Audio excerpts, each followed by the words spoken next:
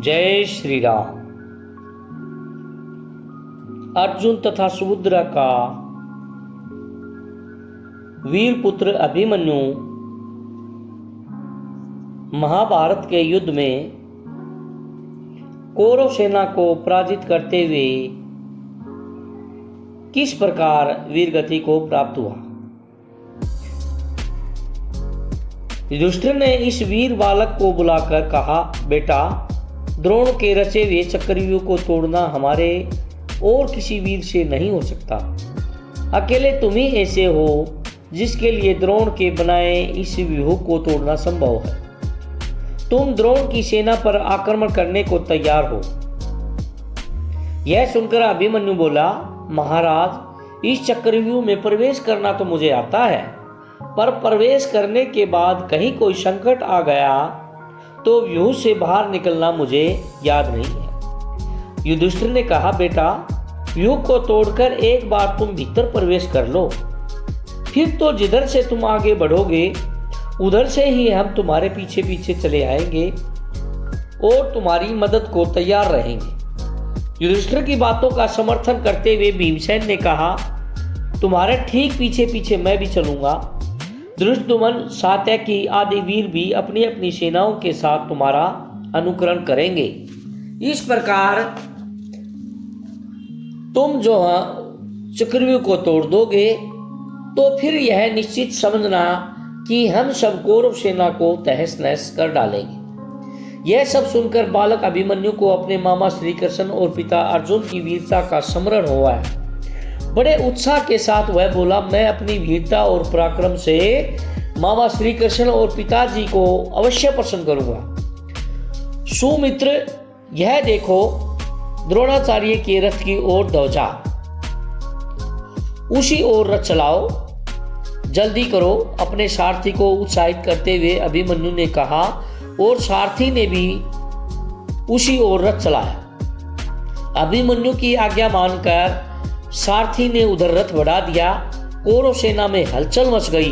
अरे, अभिमन्यु आया और उसके पीछे पीछे पांडव भी चले आ रहे हैं। द्रोणाचार्य के देखते देखते उनका बनाया हुआ व्यूह टूट गया और अभिमन्यु व्यूह के अंदर दाखिल हो गया। कौरव वीर एक एक करके अभिमन्यु का सामना करते आते गए और इस प्रकार कूच करते गए जैसे आग में पड़कर पतंगे भस्म हो जाते हैं। जो भी सामने आया उस बालवीर के बाणों की मार से मारा गया।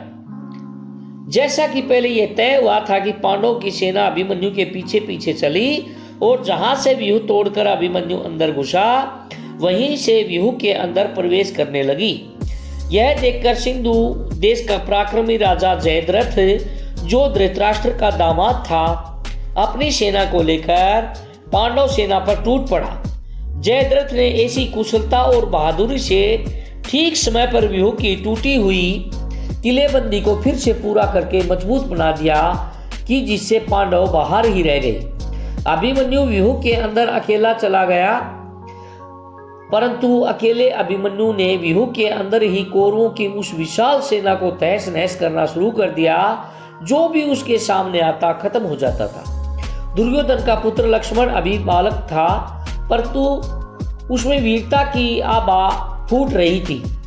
उसको वह छू तक नहीं गया था। अभिमन्यु की बाण वर्षा से व्याकुल होकर जब सभी योद्धा पीछे हटने लगे तो वीर लक्ष्मण अकेला जाकर अभिमन्यु से भिड़ गया। वह वीर बालक भाले की चोट से तत्काल मृत्यु को प्राप्त हो गया। यह देखकर कौरव सेना आठ स्वर में हाहाकार कर उठी। अभिमन्यु का इसी क्षण वध करो, दुर्योधन ने चिल्लाकर कहा। और द्रोण, अश्वत्थामा, वृद्धबल, कृतवर्मा आदि 6 महारथियों ने अभिमन्यु को चारों ओर से घेर लिया। द्रोण ने कर्ण के पास आकर कहा, इसका कवच बेधा नहीं जा सकता।